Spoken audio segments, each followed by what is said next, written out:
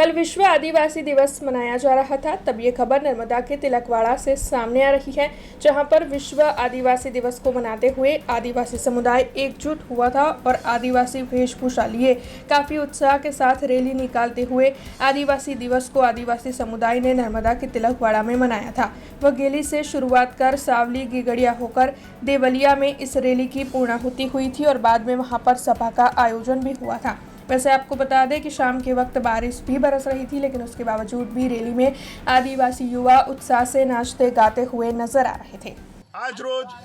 9મી August નિમિત્તે દરેક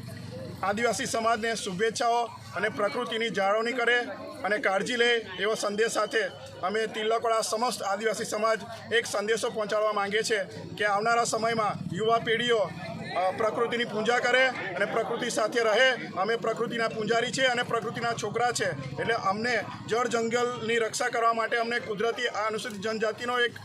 આદિવાસીની એક આશીર્વાદ છે, એટલા માટે અમે સંદેશો પહોંચાડીએ છીએ કે દરેક સમાજના માણસો પ્રકૃતિની પૂજા કરે અને પ્રકૃતિની સાથે રહે, પ્રકૃતિની જાળવે, સ્વચ્છતા જાળવે અને પ્રકૃતિની જાળવણી કરે, દરેક ઘરે વૃક્ષ વાવે એવા સંદેશ સાથે આજે 9મી ઓગસ્ટ અમે સમાપન કરીએ છીએ। જય જોહર,